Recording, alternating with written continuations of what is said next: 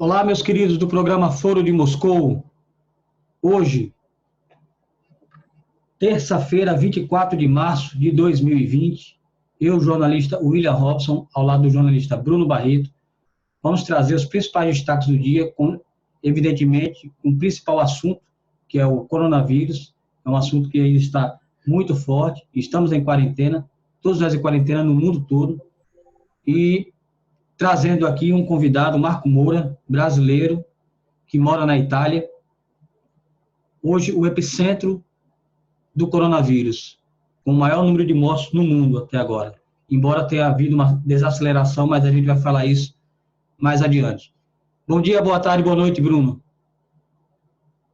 Bom dia, boa tarde, boa noite, William. Quarentena aqui sofrida, não é fácil, tem que ter muita paciência. Eu estou centrado no trabalho dia a dia, tentando diminuir, mas não consigo. E reforçar a você que está acompanhando o programa. Se gostou do programa, curta. Se não gostou, escuta. Para a gente tanto faz. O importante é a sua posição. Comente, se inscreva no canal, ative o sininho e lembre-se, os 1000 primeiros inscritos do nosso canal têm um papel importantíssimo. Hoje eu olhei, a gente está com quase 700 inscritos. Precisamos chegar a 1000 para poder fazer as transmissões ao vivo. E temos um incentivo. Se você se inscrever no canal, for um dos 1000 primeiros, você vai concorrer a estes livros que você pode ver de forma mais detalhada nas nossas redes sociais. Então, reforço o convite, sorteio dos livros. Estou doando 5 livros para sorteio e espero que você participe, contribua com o nosso programa para que a gente possa fazer ao vivo e fazer um programa mais dinâmico. Vamos seguir, William? Muito bem, Bruno. Bruno, a gente está aqui com o brasileiro Marco Moura, que mora na Itália. Ele vai falar um pouco sobre... Marco, você é baiano, né? Isso, e mora na Itália desde quando? Eu moro na Itália. Bom dia a todos vocês. Agradeço o convite, né, de participação no canal, no programa de vocês.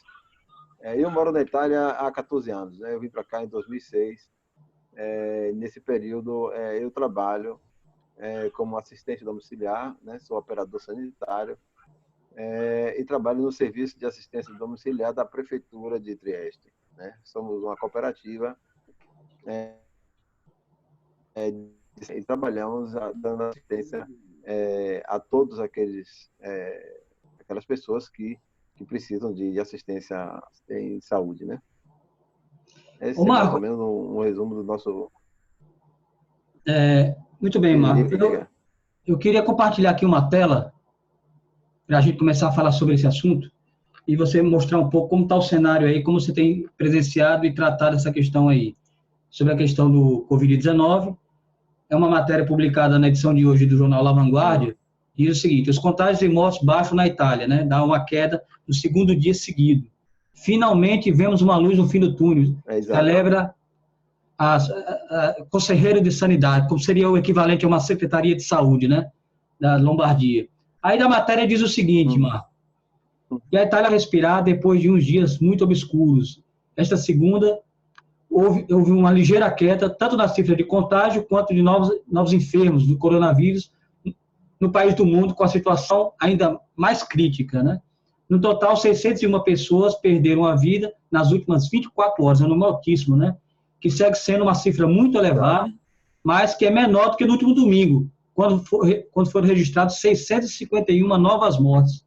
No total, há 50 mortes, uma queda de 50 mortes, né? Também baixaram as cifras do número de contágio, já que essa segunda havia 3.780 novos enfermos, enquanto que no domingo eram mais de 3.900.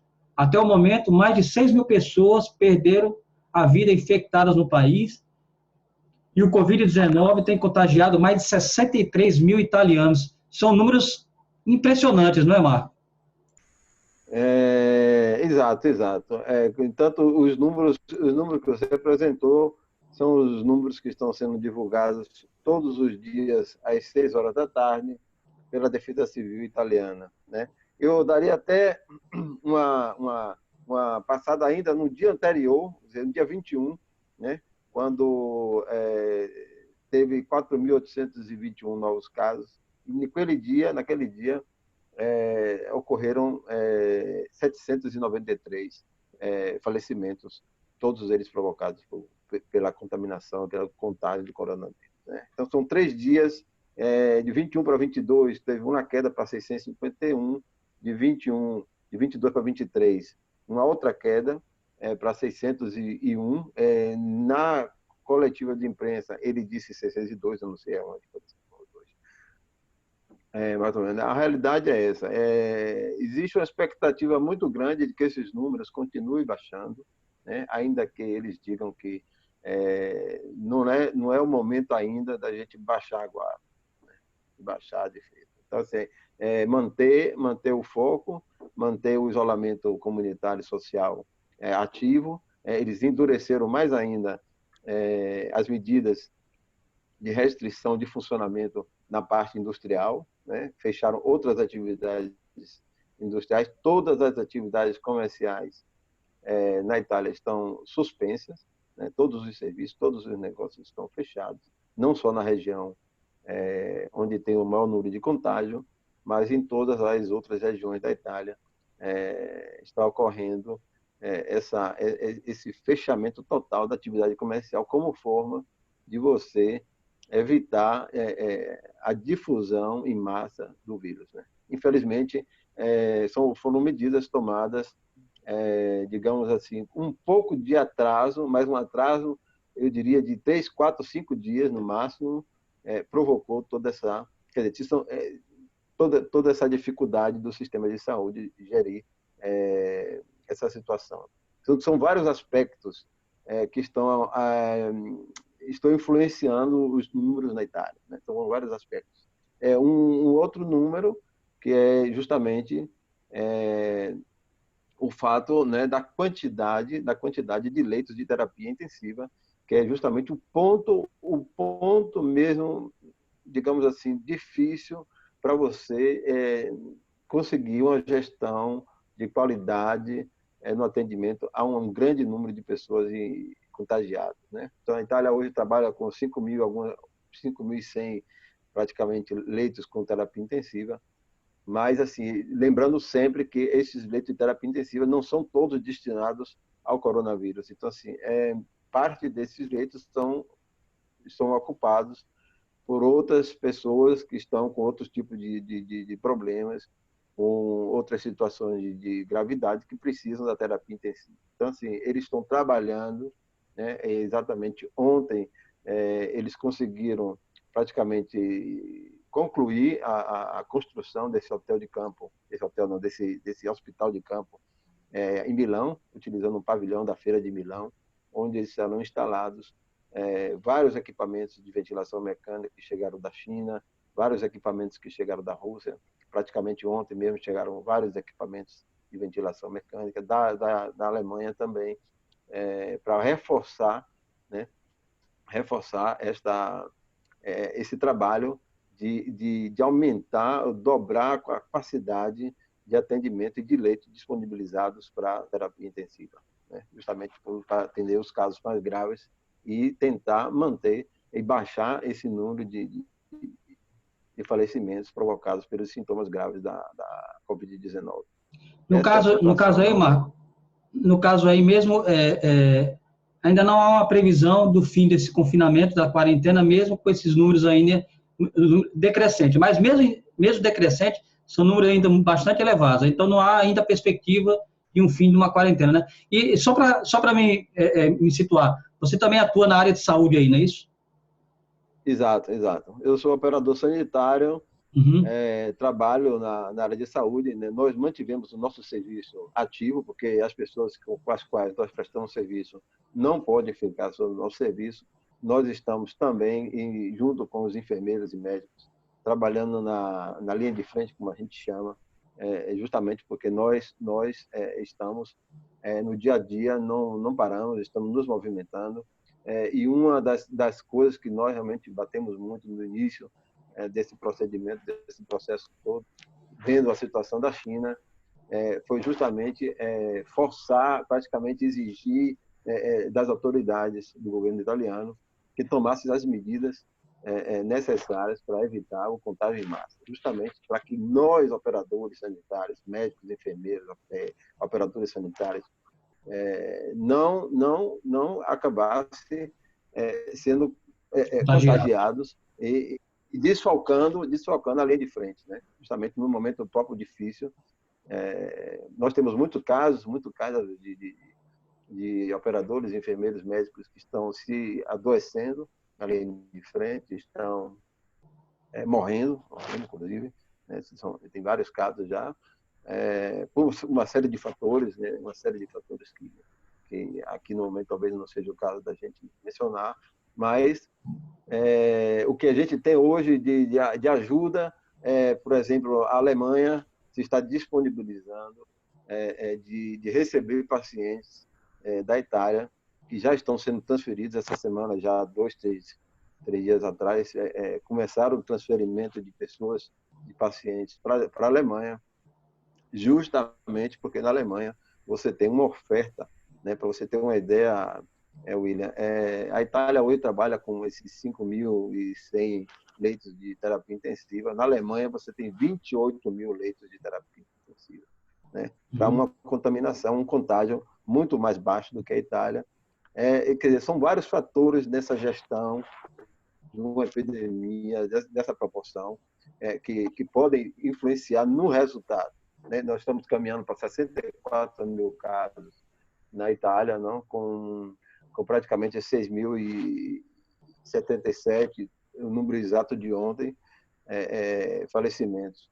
Existe diferenças na maneira de você contar, ou seja, mesurar esses números, porque existem técnicas diferentes, né? Existem divergências da Alemanha com a Itália sobre isso, o que dá uma diferença muito grande nos números finais. Mas o fato é esse.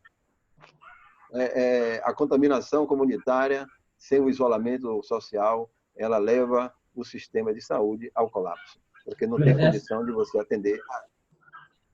Essa é uma preocupação. De você atender a todos. É verdade, Marcos. Essa é uma preocupação que, inclusive, as autoridades brasileiras estão tendo, e as aqui também, porque a curva de número de casos no Brasil está crescente e muito parecida com a da Itália. Então, tem muito temor com relação à estrutura do serviço de saúde. Mas você queria dizer mais alguma coisa para a gente encerrar, Marco? Eu queria fazer só uma pergunta. Sim, fazer, Bruno. Diga. Bruno.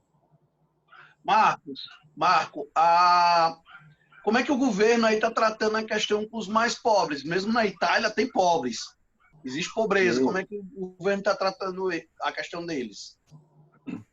Olha, Bruno, aqui o governo italiano teve uma posição muito positiva diante dessa dificuldade, né? Primeiro, ainda que a gente considere que tem uma falha inicial na tempestividade de você tomar as medidas para conter a coisa, existem outras dificuldades, né? Quantidade de teste, e as medidas econômicas foram imediatamente abortadas pelos sindicatos, né, pelos trabalhadores, inclusive a nossa categoria participou ativamente dessa fase, justamente para você tomar as medidas econômicas para suportar justamente o fechamento do comércio, né? Não é que você fecha o comércio e você vai para casa de férias. Você fecha o comércio, mas você dá o suporte, né? Jogando todo mundo na defesa, o Estado assumindo a responsabilidade econômica para reduzir os danos, dar suporte às empresas, para que as empresas possam enviar os seus trabalhadores a casa sem que os trabalhadores paguem a conta no final. O que quer dizer que os trabalhadores estão indo para casa no seu isolamento social, como está pedido pelo governo, mas tendo mantido a sua capacidade financeira preservada, né? Assim, a questão do pobre, de chamar as pessoas que estão abaixo da linha da pobreza. Nós temos na Itália um problema muito grande nos últimos anos de imigração, né? Está tendo um aumento muito grande de pessoas que vivem na rua, que é uma situação muito difícil. E, inclusive, entra todo o tecido social de organizações comunitárias, organizações de assistência social, que estão trabalhando ativamente nessa faixa aí. As pessoas estão sendo encaminhadas para locais adequados para poder, no caso, ter a assistência necessária, exames, caso sejam necessários. É todo um esforço muito grande, que envolve muito dinheiro para você conseguir suportar toda essa situação. A Itália, só para concluir, porque é importante esse aspecto. A Itália, há pouco tempo atrás, através de lei passada em Congresso, aprovada, estabeleceu a renda mínima para todo cidadão da Itália.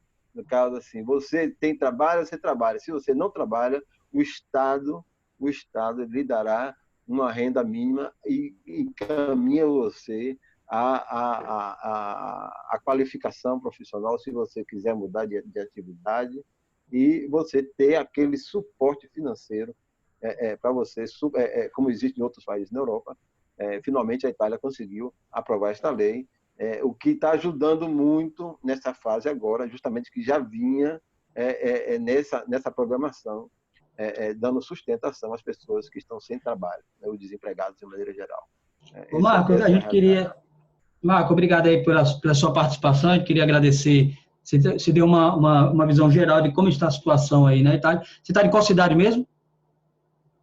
Eu estou na cidade de Trieste, né? Eu gostaria de aproveitar a oportunidade, já que vocês me deram essa oportunidade de falar. Eu tenho entrado todo dia, assim que às 6 da tarde, hora do Brasil, através do Facebook, com uma direta atualizando os dados do dia, né?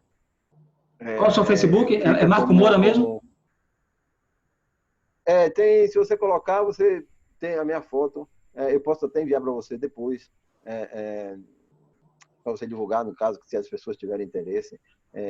Nós estamos entrando todos os dias, tentando atualizar os dados do dia, as informações novas. Ontem, por exemplo, foi um dia intenso aqui na Itália, com a chegada da Força Aérea Espacial Russa, com muita ajuda, muito material interessante, muita máquina, muito caminhão de desinfecção de estrada, muito equipamento de ventilação mecânica, muita ajuda de máscara, de roupas, cientistas, vieram 100 virologistas e epidemiologistas russos, estão trabalhando ativamente ao lado dos cubanos e ao lado de outras nações que vieram ajudar, alemães e tal. Tá joia.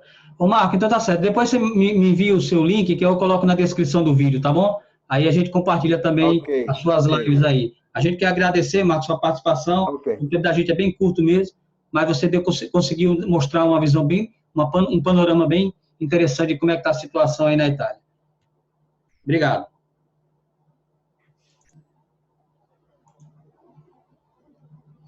Bruno? Vamos seguindo com o programa? Vamos seguindo com o programa, essa visão... Temos um mutante na presidência, viu, William? Temos o quê? A gente coloca nosso novo entrevistado para lembrar que nós temos um mutante na presidência. Por quê? Porque todo mundo no entorno de Bolsonaro pega Covid. Até o deputado Geirão aqui do Rio Grande do Norte está internado na UTI em Brasília, né? É verdade. Todo mundo pega Covid-19. O motorista de Bolsonaro foi internado com problemas respiratórios, mas o mutante está lá. Ele não pegou. É um mutante, viu? E, Bruno, você soube que... Até o passante de Dória. Eu não gosto de Dória, eu deixo muito claro aqui, eu não suporto Dória. Acho Dória uma figura que me provoca calafrio. Ele é o típico ricaço que odeia pobre. O cara que propõe farinata, ração para pobre comer, não vai ter meu respeito nunca. A não ser que um dia ele faça outra coisa. Isso, mas ele está tendo uma postura correta como governador, e ele teve contato com um médico que foi diagnosticado com coronavírus. Davi Uip, né? Ele fez o exame e já botou nas redes sociais o resultado. Para o presidente, né? Inclusive, o teste dele deu negativo, né? O Bruno, e falando nisso, foi confirmado mais um caso, né, de Covid-19 no RN, chegou a 14 agora, daqui o Portal da Oeste colocando a informação, da CESAP, né?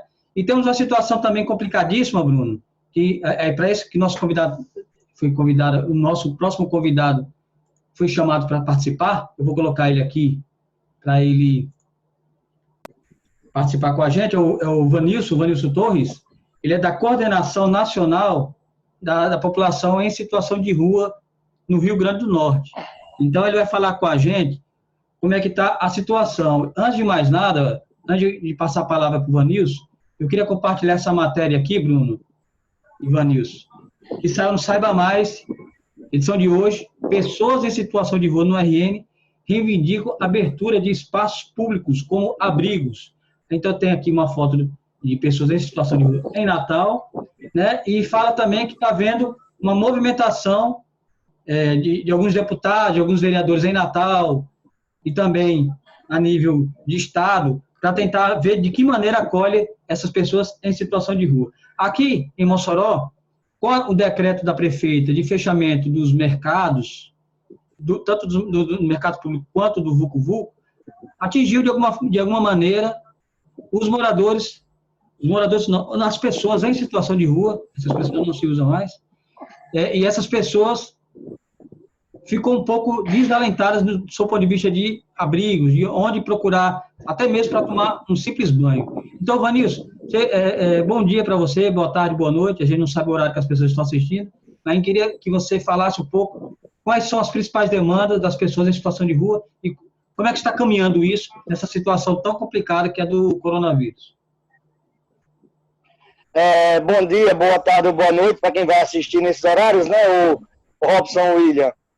Bom dia também ao Bruno, ao Marcos. Só uma observação, seria importante que nos próximos programas, mesmo quem não estivesse falando, pudesse estar acompanhando a discussão, porque eu não ouvi nada do que o Marcos falou. Então é importante que a gente também esteja acompanhando, porque são informações importantes para toda a sociedade. Acabo de ver agora no Patrulha da Cidade uma matéria dizendo que a Prefeitura de Natal vai abrigar a população em situação de rua numa escola em Santo Reis e numa casa de convivência para 143 pessoas. Quando o número em Natal, segundo mesmo dados do Centro Pop, são cerca de 1.200 pessoas que passaram por lá. O que aconteceu ontem, tivemos uma reunião com o governo do estado, que já lançou o seu plano emergencial para a população em situação de rua. A Santa estava lá e disse que iria ser lançado esse plano. Saíram duas informações ontem de planos, uma primeira com 4 locais, a segunda só com 2 locais. O que nós, do movimento, que é o Movimento Nacional de População em Situação de Rua, estamos reivindicando para todo o Rio Grande do Norte, não só para Natal, que haja, pelo menos em Natal, 4 espaços, um em cada zona. Porque 143 pessoas sendo abrigadas não vai resolver a situação ou vai resolver as condições de saúde da população em situação de rua em Natal. Porque temos só um centro pop para 68 pessoas, um albergue para 68 pessoas à noite e um centro pop diurno que atende 70 pessoas. E no momento de pandemia, no momento do coronavírus, ou até sem essas pandemias, a população está suscetível de rua, a população em situação de rua está mais suscetível a pegar qualquer tipo de infecção diante da sua condição de rua.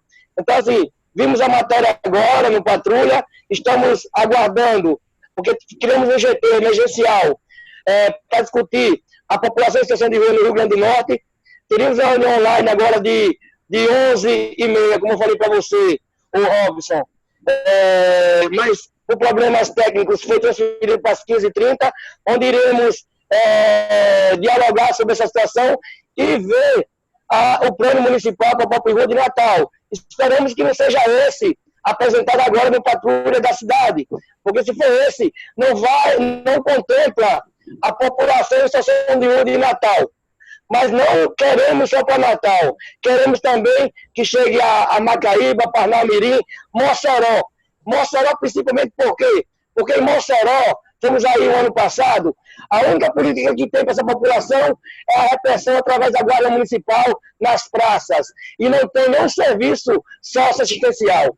E o que preconiza o SUAS, que é o Sistema Único de Assistência Social, preconiza que cidades acima de 300 mil habitantes devem ter serviços socioassistenciais para com essa população. Então, Prefeitura de Mossoró, Rosália Ciarline, gestores, vocês estão com o poder da caneta na mão. Esse poder da caneta, daqui a uns dias, ou daqui a uns anos, não estarão mais nas suas mãos. Então, usem esse poder da caneta para fazer o melhor pela população em situação de rua, para fazer o melhor também pela população moçoroense, ou população brasileira. Porque vocês serão lembrados pelo que vocês irão fazer.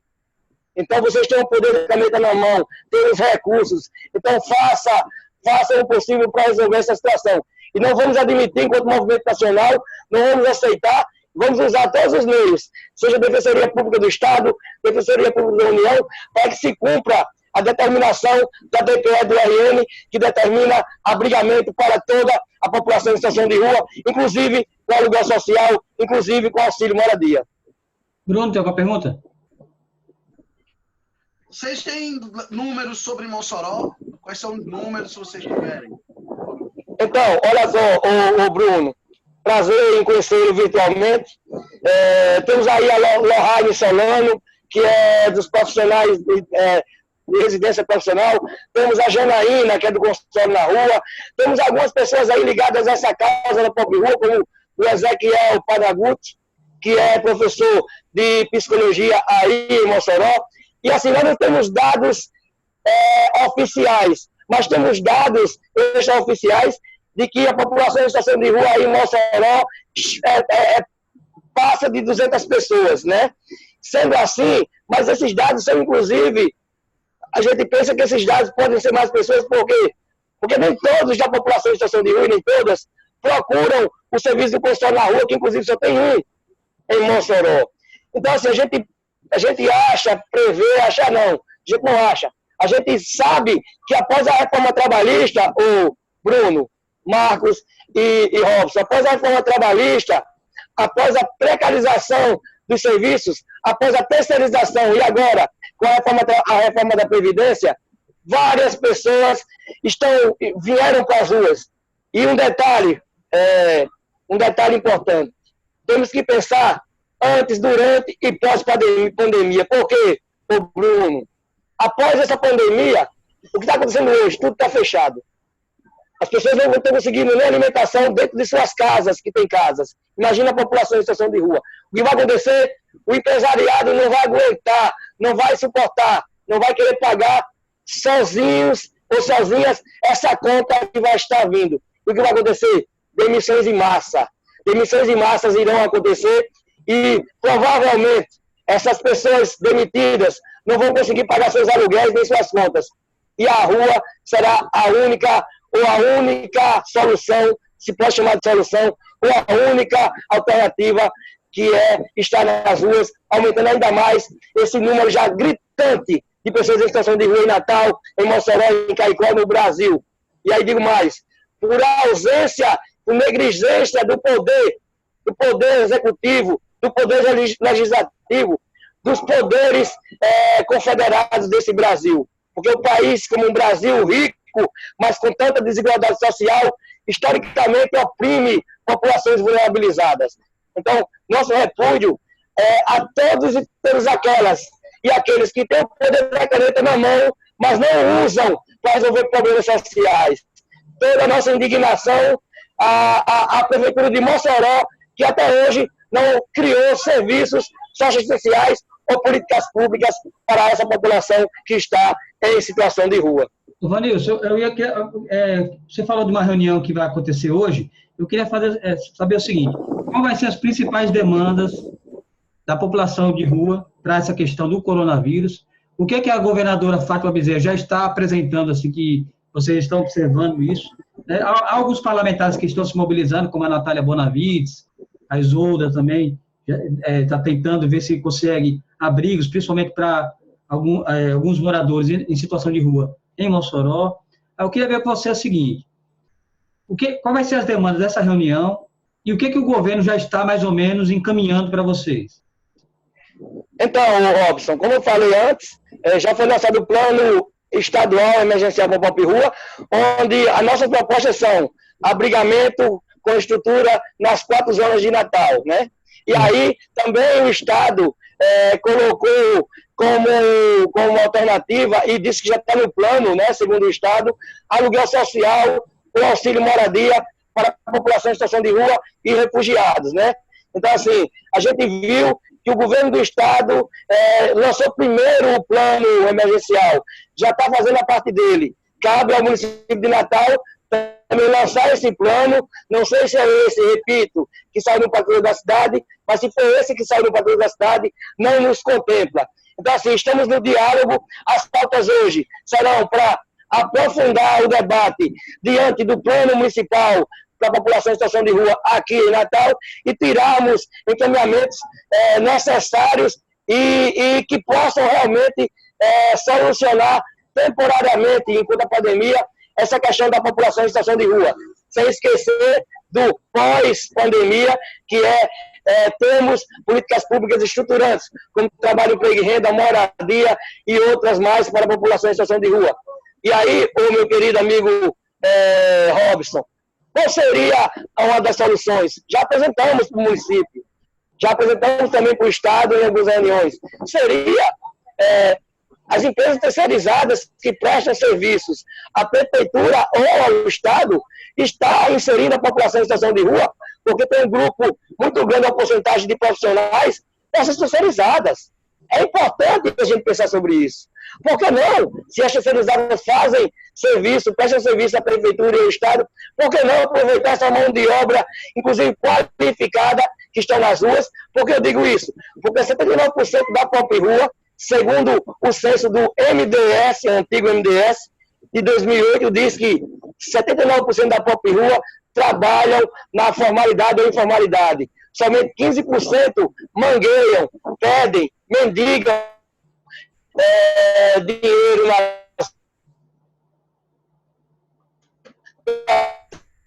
nas ruas, da oportunidade, ou gestores, gestoras não confiam ou não dão essa oportunidade necessária para as pessoas que estão em situação de rua. Bruno, quer fazer alguma outra pergunta para encerrar? Não, já estou contemplado aí e dizer a Vanilson que a luta dele é muito bonita, muito importante. Quase ninguém lembra das pessoas em situação de rua.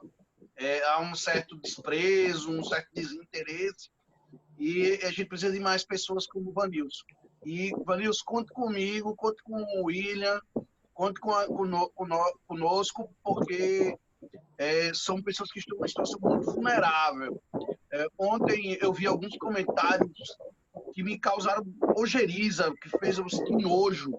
As pessoas criticando porque estão fechando os restaurantes e mantendo os restaurantes populares abertos.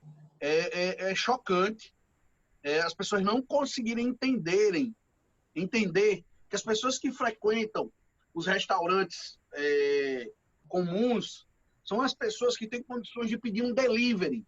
Enquanto as pessoas que frequentam o restaurante popular são pessoas que só têm ali para se alimentar muitas vezes. Então, o que tem que fazer em relação ao restaurante popular, ou é a ideia que Isolda sugeriu, da distribuição de quentinhas, para evitar aglomeração dentro do ambiente, e disciplinar as filas, sobretudo, mas a gente não pode, em nome do combate ao coronavírus, fazer com que pessoas passem fome. E quando eu fazia faculdade, eu frequentei muito o restaurante popular. E o restaurante popular, ele é muito frequentado por mendigos, por pessoas em situação de rua. Então, a gente tem que observar isso, as pessoas mais vulneráveis que frequentam o restaurante popular. Eu queria fazer mais uma observação, se me permitem. À vontade. O Robson e Bruno. Olha só, dizer que não é só eu, né? Dizer que não é só eu. Temos um grupo de apoiadores da universidade, da psicologia, de diversos setores da sociedade civil que estão apoiando essa causa. Você também, que eu morei nas ruas de Natal durante 27 anos, por questões familiares. Então, assim, eu não sou formado academicamente, mas sou formado na ruologia, que é a teologia ou é a vivência de rua. E que, como vocês falaram, então, se juntem também vocês, a Lohane Solano, a Janaína do Conselho na Rua, e a outros atores, a Ezequiel, e a outros atores aí em Mossoró, para pressionar literalmente a Prefeitura de Mossoró para que haja serviços sociais, para que haja serviços públicos para e com a população em situação de rua. Agradecemos a oportunidade e dizer que nós não iremos desistir da luta, que nós somos um movimento social feito por pessoas que moraram ou que ainda moram nas ruas e que nós, sim, sabemos o que passamos nas ruas de Natal, nas ruas do Brasil. Muito obrigado, então, Vanilson. E a gente não desiste dessa luta. Só acrescentar o vereador Petras, que a despeito de ser de um partido de direita, é um sujeito que tem uma preocupação muito forte com a questão social. Ele também já apresentou propostas para as pessoas em situação de rua. Então, incluir ele aí nessa luta, ele tem muita sensibilidade em relação a esse assunto. Bem lembrado, bem lembrado. Para finalizar mesmo, viu, o Bruno, muito importante você traz. Não, nesse momento não importa direita, esquerda, centro, meio ou fim. O que importa é juntar forças para superarmos isso, né? Temos a Natália Bonavides, temos a Isolda, temos a Divaneide Basília aqui em Natal, temos o Robson Carvalho, temos o Maurício Gugel, temos o Francisco, temos outras e outros atores e atrizes nessa luta. É importante superarmos isso juntos, mas olharmos para a população em situação de rua e outras populações que, inclusive, têm casa, mas por essa situação estão passando fome dentro de suas casas, para que a gente chegue a esse final com um número menor de mortes ou de infectadas por essa pandemia. É isso mesmo, Vanilson. Obrigado por sua participação. A gente espera que vocês continuem nessa luta, conte com a gente, viu? Esse é um canal de comunicação a serviço também da população em situação de rua também. Link, depois manda o link. Sim, eu mando sim, pode deixar. Depois manda o link, valeu, um abraço. Até mais, tchau. Bruno, vamos continuar aqui, a gente já está nos últimos momentos do programa, temos alguns minutos ainda, mas eu queria compartilhar, Bruno, esse tema aqui. Você tem um tema aqui que você colocou no seu blog, que eu queria compartilhar aqui. Certo. A UERN, né, estuda a possibilidade de antecipar a diplomação de novos médicos, né, Bruno? Para essa questão do coronavírus. Esse é um assunto que na UERN é recorrente. Eu acho importante explicar, porque tem muita gente que se confunde. Quando você fala em formatura, colação de grau, o povo já pensa logo que é o baile, que é a festa. Eu sou assessor de imprensa da UERN. Quase toda semana tem uma colação de grau antecipada lá na UERN. É gente que passou em concurso, é gente que passou em instalação de mestrado, é gente que vai viajar porque vai arrumar um emprego em outra cidade. Então, muita gente já sai da UERN empregada. Já se forma, já consegue um emprego antes de se formar. Então, a questão da colação de grau, de antecipar, não tem nada demais. Essas pessoas já são médicas, na prática. Elas já cumpriram toda a carga horária, elas já defenderam o TCC, já tem tudo. A única coisa que falta para elas poderem exercer a profissão é um ritual, é uma formalidade, que é a colação de grau e a entrega do diploma. Só falta isso para elas cumprirem. Então, você pode fazer uma colação de grau especial, antecipada, sem a presença de familiares, infelizmente. Sempre só o reitor ou quem tiver na exerção está de férias, comandando a solenidade. Ele comanda a solenidade, só os formando, todo mundo de máscara, uma pessoa de cerimonial e uma pessoa para fazer as fotos. Ponto. faz uma solenidade simples, rápida, forma 29 médicos. São 29 médicos entregues. A ideia é exatamente essa, Bruno. A questão da antecipação é tentar atender não vai ter na emergência. Não vai ter baile, não vai ter festa. É só entregar os médicos à sociedade. Isso. Esse pessoal pode ajudar muito. Mas eles já são estagiários. Sim, mas você pode fazer uma contratação de emergência para eles atuarem como médicos, para eles comandarem equipes. Isso. Então, aumenta a quantidade de médicos. A gente precisa. Eu fico chocado como tem gente criticando isso.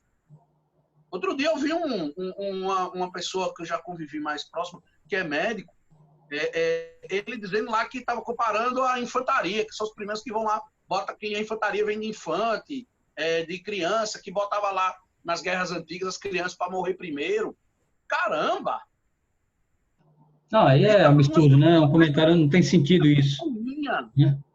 A gente precisa entender que isso é urgente. A universidade já mostrou sensibilidade. Os estudantes, olha só, tem outro detalhe. A ideia partiu dos estudantes. Eles procuraram a deputada Isolda para ir lá intermediar a construção de um acordo entre governo e reitoria para antecipar a colação de grau dessas pessoas. Então, houve um diálogo.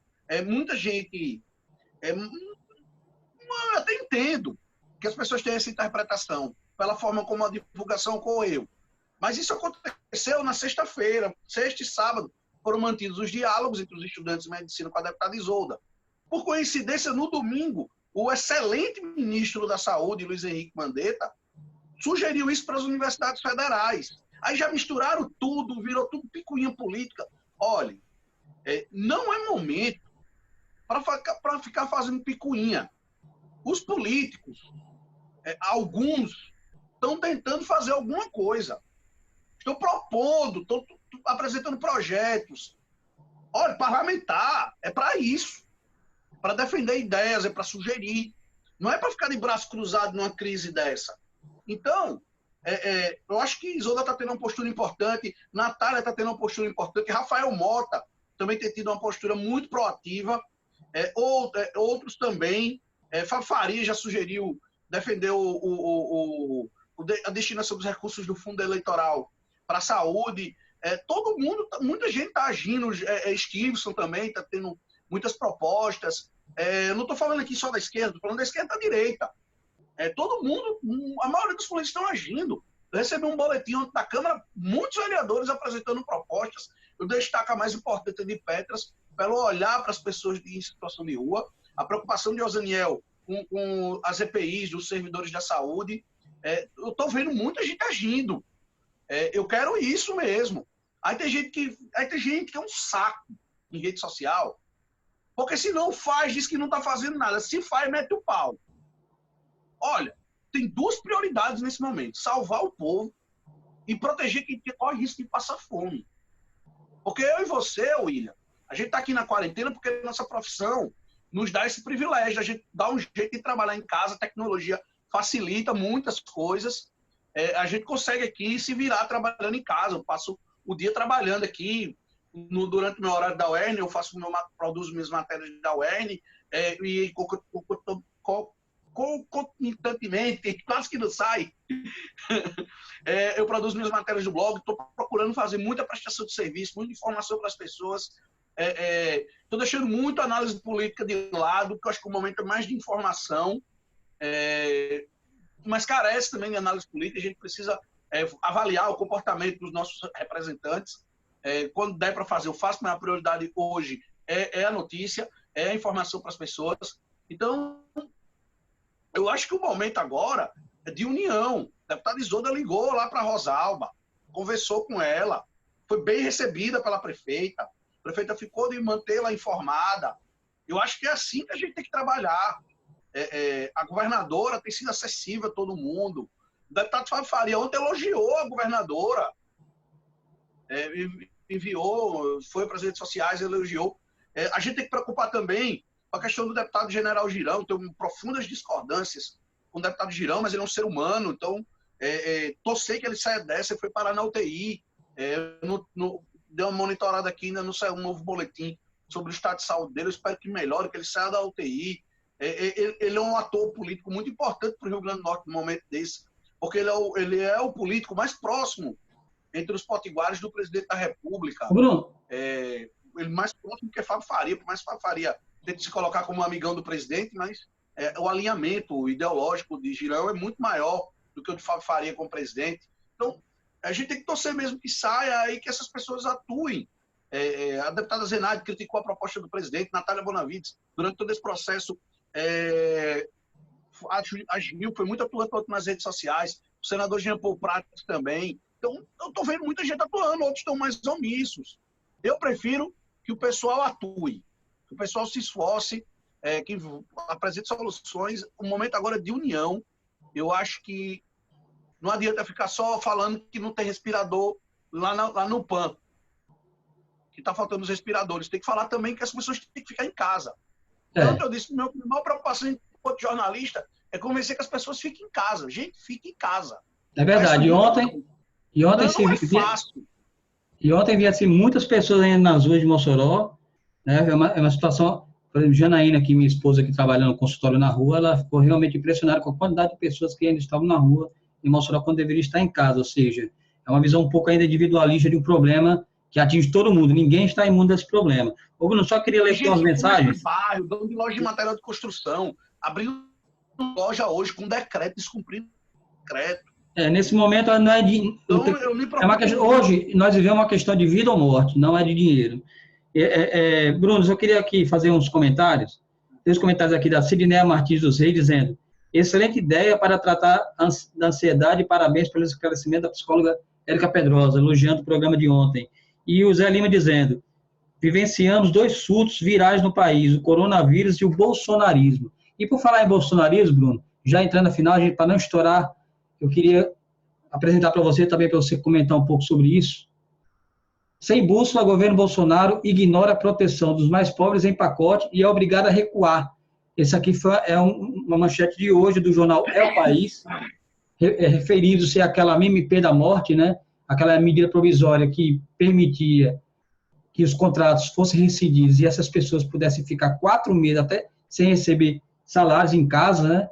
E uma matéria aqui no painel da Folha, dizendo que Guedes deu preferência a empresário nos dias que antecederam a MP trabalhista. Ou seja, Paulo Guedes, ele conversou com pelo menos 10 representantes do setor produtivo, mas não conversou com ninguém do setor trabalhista para preparar aquela MP que depois o Bolsonaro teve que recuar, né, porque realmente tanto o judiciário, o legislativo, a população, todo mundo ficou revoltado com aquilo ali. Seria um genocídio no Brasil, além do vírus, a fome, né, Bruno?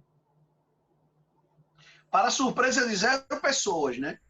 O que eu acho engraçado, William, as pessoas, a gente vive num mundo politicamente polarizado, num país, aliás, politicamente ultrapolarizado, e aí se diz o seguinte: se você fala muito de um lado, as pessoas vêm e cobram que você fale do outro. Mas essas pessoas não vão cobrar se só falar do lado delas. Ou seja, as pessoas não querem imparcialidade. As pessoas não querem decisões que ouçam todos os lados. As pessoas querem decisões que ouçam o lado dela. Então, eu fico chocado como teve gente que ontem defendeu essa proposta e logo depois elogiou o presidente porque ele recuou. Então eu fico chocado, assim, as pessoas perderam totalmente o senso crítico. As pessoas não estão tendo opiniões próprias. E a cada um, tipo assim, se é o político que eu gosto, ele pode tudo. Se não é o político que eu gosto, ele não pode nada. E isso empobrece o debate, torna o debate nojento, asqueroso. Acho que as pessoas precisam controlar os seus níveis de sabugice. Outra coisa, que eu queria falar, é que a gente precisa se preocupar um pouco também com as pessoas que vão se sacrificar. Policiais, profissionais de saúde, entregadores de delivery. Essas pessoas estão se sacrificando. Então é preciso criar alguma ação para distribuir álcool em gel para os entregadores de delivery, máscaras para os entregadores de delivery. Tem que ter alguma ação nesse sentido. proteger os policiais, proteger os profissionais da saúde. Olhe, o primeiro caso de coronavírus em Mossoró foi de um médico. Então, gente, vamos ficar atentos, vamos ter esse cuidado, conversar e se preocupar. O momento agora é de 100% empatia. A gente tem que deixar questões individuais de lado, a politicagem de lado. O presidente precisa parar de falar bobagem, para que a gente da imprensa não perca tempo tendo que criticar o presidente. Porque, a despeito da necessidade de deixar a politicagem de lado, muita gente chega e diz que você não pode criticar o presidente. Gente, se o presidente fizer coisas que mereçam crítica, a gente vai ter que criticar, não tem como ficar calado. A gente não pode ficar omisso, isso vale para a governadora, vale para a prefeita. A diferença é que a governadora e a prefeita elas têm uma postura mais institucional. Então, é diferente. Agora, a gente precisa também, a prefeita também precisa colaborar. Eu elogiei bastante ela, mas olha, a prefeita manda um release cobrando da governadora a abertura do hospital da polícia. Eu concordo. O hospital da polícia tem que abrir. Mas o que a prefeita tem a dizer sobre a falta de respiradores nas UPAs? Ela tem que falar disso. Eu acho que tem que ter uma ação integrada.